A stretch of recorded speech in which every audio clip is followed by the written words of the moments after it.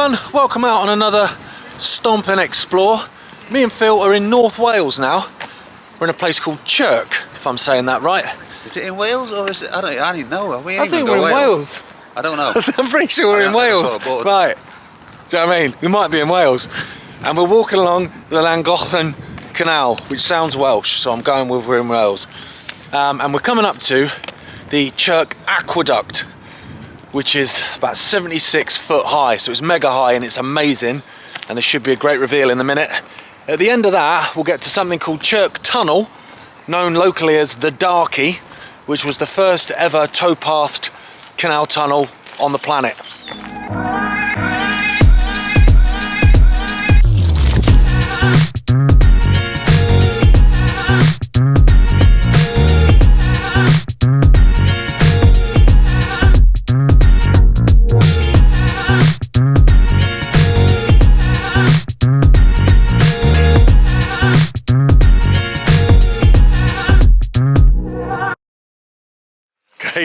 We've asked the local chap, we're in England, right?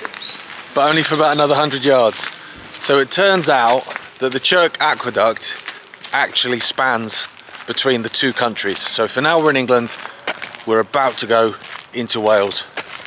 And here we go, Phil. So that there is the Great Western Railway, isn't it? That's a railway viaduct, that one.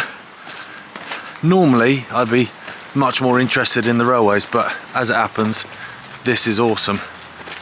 So we're coming up to the aqueduct now. There's a couple of people canoeing. Are they kayaking? I'm not really sure what the difference is, to be honest. And there we go. So there's the river then that creates the border. Do you know the name of that river? No, not this side of it. It's like Cyeg or Cyog or something like that. I'll let you sort that out. I'm not sure if I'm saying it right. I bet you weren't. I almost certainly wasn't, no, but look at that. Wow. Hello. Do you know the name of that river? River Wet. River Wet. Right, we'll go with that. It's easier to say. It's easier to say. It's not that way you said it was. No. You don't know the name of the river? No. We don't need to, do we, to be fair? Here we go. Look at that. That would be... I wonder if that had a statue in it there. I know I'm looking at the railway viaduct now, but look at that. What's mad? Okay, so we've got a fence here, obviously. 76 foot high. But that side, if you jump out of a canal, out of a barge, that side, it's clean drop.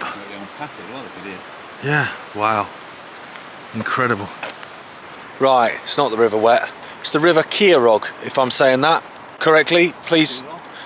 Chirk, yeah. I'll be honest with you, I'd never heard of it, which sounds bad because I've spent quite a lot of time in Wales, but I've never heard of this river before. But it's creating the border between England, so we're pretty much middle point now.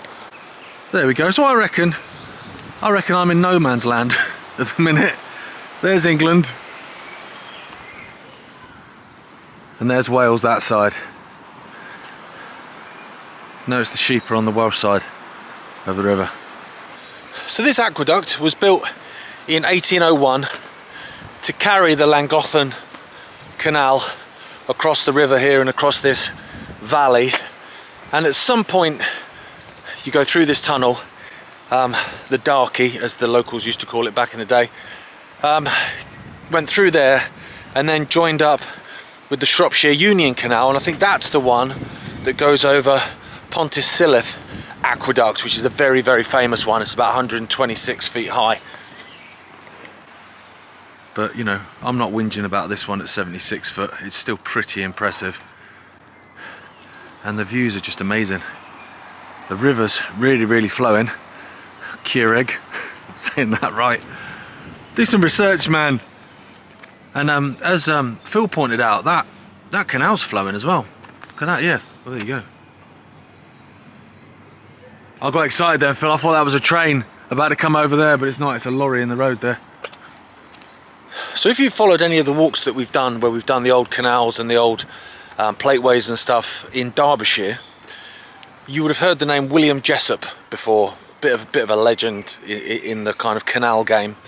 It was him and Thomas Telford that built this, designed this Chirk Aqueduct, and I'm about to come into Wales. So there we go. Croeso I Gymru. Welcome to Wales. And there we go. Tunnel Llangollen, Chirk Tunnel. I do like Welsh because it's an ancient language and it's not been, you know, kind of diluted and stuff by invaders, because Wales isn't a place that was generally invaded, apart from by the English. But here we go.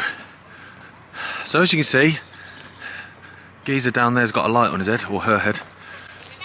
That towpath is the first ever towpath tunnel in the world. I can see why they called it the Darkie, Phil, to be honest. It's not the most imaginative name, but I get it. Yeah, well, it's dark. It's just pretty dark. Here we go. Chirk Tunnel. You go ahead then, Phil, mate, you're the one with the torch. Oh wow, look how it kind of dips as well. Look at the roof. I won't fancy coming through on a bike. No, I don't think I'd fancy coming through on a bike. Oh man, it's quite a potent smell. There you go, you can see clearly back over the aqueduct. So this area is famous for coal mining, slate mining, granite quarries, awful lot of quarries around here, which is why they built this canal and tunnel and aqueduct, was to get all of that produce out and to the river. And then later on, obviously, the railways came along, narrow gauge at first, and then standard gauge railways came along. And as you saw back there, we're, you know, basically alongside the Great Western Railway. And that's how they were able to get the stuff out. And then what happened is the First World War came along, and basically the price of everything went up, and it kind of crippled, I think it pretty much crippled this canal quite a lot. And actually some of the narrow gauge lines around here, one that was called Glyn Valley. I think it was called Glyn Valley, wasn't it, Phil? That was the end of that. That one died, unfortunately. Although there are people trying to restore it, I think. What's the ceiling look like? Oh yeah. That's good. No bows in it. I mean, it is a near-death experience, isn't it? Wow. It's long. How you doing, mate? You alright?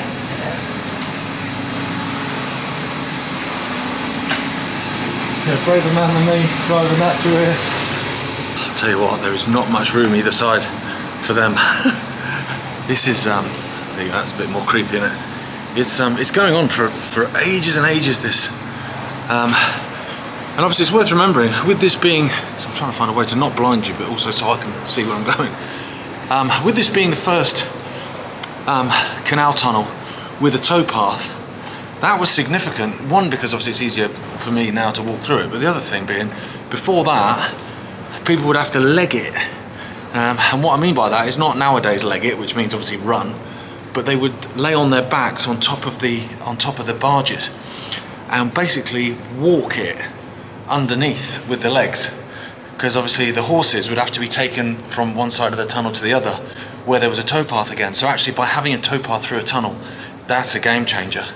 Because like I say, it means you wouldn't have to do it yourself. You could still, you know, have a horse come through it. Although, I mean, I don't know if horses did come through here, to be fair, because I'm, you know, crippling my neck now doing this. I can see light again. That was a very, very long tunnel, actually.